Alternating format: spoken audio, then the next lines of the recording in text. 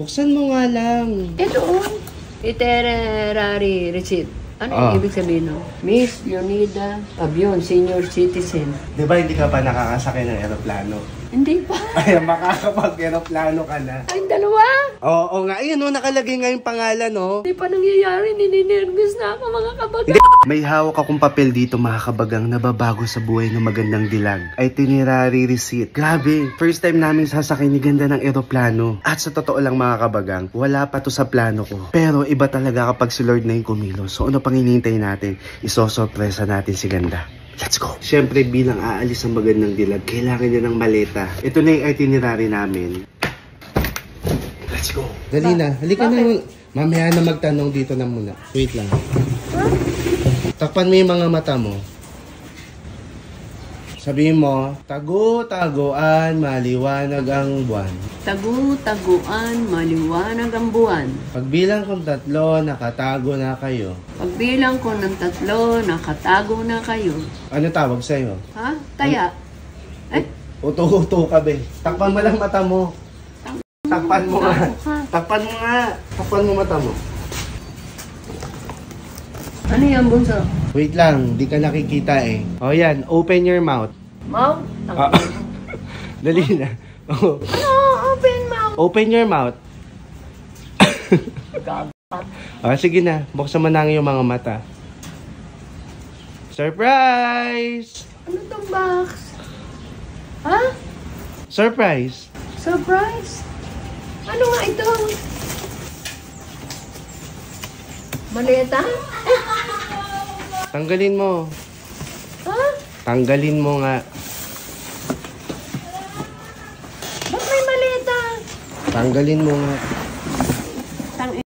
Maleta to, gago ka. Huwag mo na kumurahin. Maleta nga. Bilisan mo nga. Tanggalin mo. Paano ba ito binubuksan? Ha? Paano ba? Ayan. Merang open. Kabayo. Maleta, anong gagawin ko rito? Buksan mo nga lang. Anong meron dito? Ito,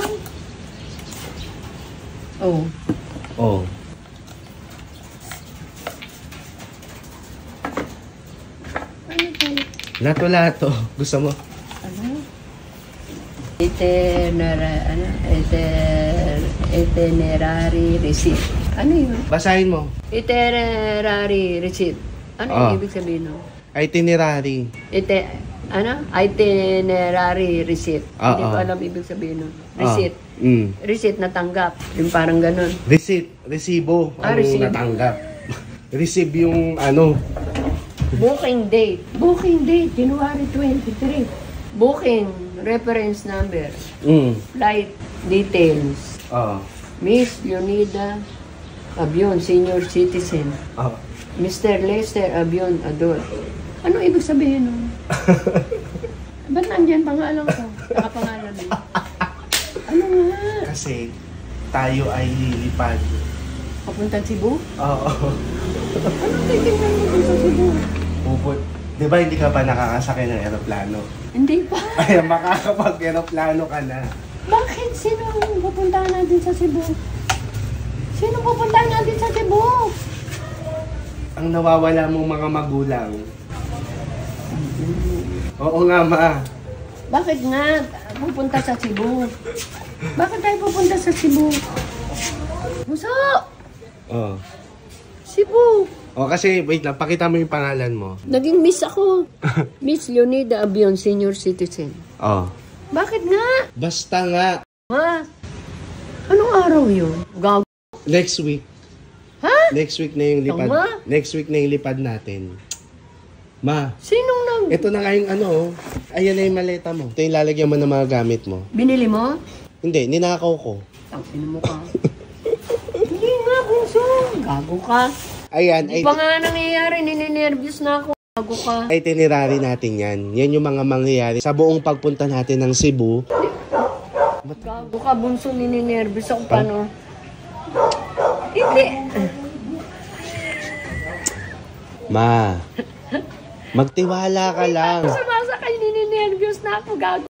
Magtiwala ka lang. Ay, oo, yung araw. May mga alaga akong aso pusa. Isasama ko? Walang may iwanan doon, tanga ka.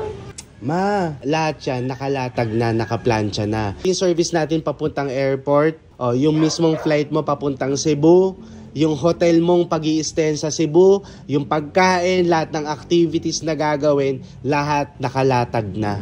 Huh? Even yung hotel, kung saan ka mag-i-stay, kung ano yung mga kakainin, busog-lusog ka dun.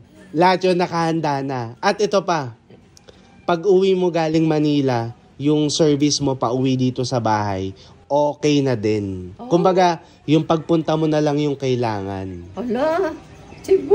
Oh. Alam mo yung plano ko. Sasabihin ko sana sa'yo pag kinabukasan na yung Ay, alis natin.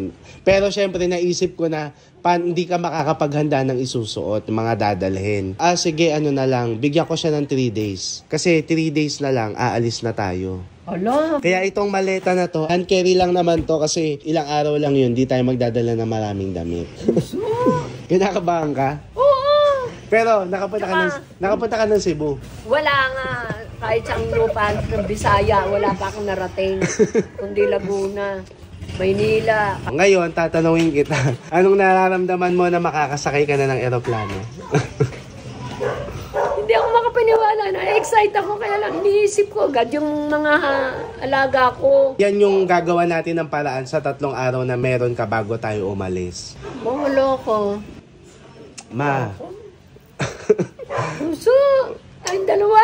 Oo nga, ayun nakalagay nga yung pangalan, May pagkain ka pa sa eroplano. Ma, alam mo kapag yung iba sumasakay ng eroplano, minsan walang pagkain. Pero ikaw may pagkain ka. Hindi pa nangyayari, nininervous na ako mga kabagan. Hindi, ano muna to mama, practice muna to. Kasi malapitan lang yung biyahe mo sa eroplano Para sa next na lipad natin, talagang yung kaya mo na yung sanay ka na mag-ayos na tayo ng gamit. Dahil 3 araw na lang. Yung mga aso't pusa, ako na bahalang gumawa ng paraan doon. Pero ang importante, ma-excite ka Ayan ma-excite ka kasi magpupunta ka ng Cebu. At higit sa lahat, nangyayari. Makakasakay ka na ng eroplano. Na-excite kang makasakay ng eroplano. Siyempre, tinitingnan ko lang sa kalangitan ng eroplano. Di ba? Sa buong buhay mo, 67 years, ma. Makakasakay ka ng eroplano. At higit sa lahat, yung hotel, pagkain, lahat, ma. Wala kang ilalabas kahit piso. So, yun ang isipin mo, okay? Yung ibang iisipin mo, pag-usapan na lang natin yan. Ako na ang gagawa ng paraan. Hindi ako makatulog yan. Ma, 3 araw pa bago yung lipad. Huwag kang OA. Pasalamat ka nga, 3 days. Binigyan kita ng 3 araw. Hindi kita binigla na mag-impake ka. Tanga ka. Baka kasi hindi ka sumama. Hindi pa nga natutuloy, kinakabahan na ako. Sabi mo na, Cebu, here we go. Cebu! Here we go! Magligpit na. Sangina mo. Tignan nyo ang itsura niya. In 3, 2, 1. Mga kabagaan, Diyos ko. Sobrang daming gamit ni Ganda. I-finalize mo na lahat ng dadali. Ito yung mga sapatos mo. Alin dyan? Yan ang, wala pa akong feelings. Kamay sa baba. In 3, 2, 1, go! Excited ka na? Excited. This is Ganda, ready for take-off. This is ganda. Ready. Ano? For take-off. Ready for take-off.